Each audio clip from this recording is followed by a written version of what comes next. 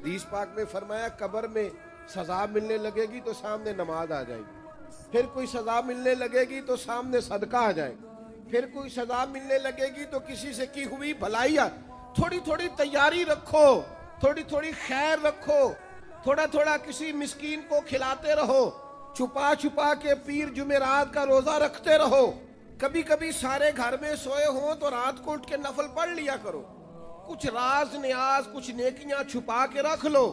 وہ بڑا کریم ہے، یہ جو چھپی ہوئی نیکیاں ہوتی ہیں ان پر بڑا ہی فضل فرماتا ہے، وہ بڑی مزیدار کام آ جائیں گی، ان کا بڑا نتیجہ نکلے گا، صبح قیامت بڑا اعزاز ملے گا، اللہ کے حضور پذیرائی ہے ان نیکیوں کی۔ اپنی آخرت کے لیے ان نیکیوں کو تیار کر کے رکھیں، اپنی بھی تیاری کرنی ہے، لیکن جو اپنے چلے جائیں نا ان کو بھولنا نہیں، وہ جو قبروں میں چلے گئے وہ ہمارے اپنے ہیں۔ کچھ قبریں نا بڑی شکایت کرتی ہیں، قبرستان جائیں تو قبریں شکایت کرتی ہیں کہ زمانہ گزر گیا ہے کوئی آیا نہیں۔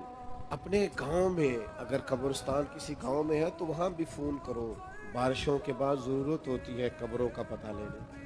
تھوڑی تھوڑی توجہ، جانے والوں کی قبروں پر جانا، ان کے لیے دعائے مغفرت کرنا، یہ ذرا حدیث پاک کی گہرائی دیکھنا کتنی ہے۔ نبی کریم علیہ السلام نے فرمایا ایک بندے کا اللہ جنت میں درجہ بلند کرتا ہے، تو درجہ تو بلند ہوتا ہے بندہ نیکی کرے تو آخرت تو دار الجزا ہے، وہ دار العمل ہے ہی نہیں، اب درجہ کیوں بلند ہو رہا ہے؟ تو بندہ عرض کرتا ہے مالک اب تو میں نے کوئی نیکی نہیں کی، اب میرا درجہ کیسے بلند ہوا؟ تو اللہ فرمائے گا تیرے پچھلوں نے تیرے لیے دعا کی ہے، بخش میں نے پہلے دیا ہے، لیکن اب جب وہ دعا کریں گے تو تیرے درجے بلند کر دیے جائیں گے۔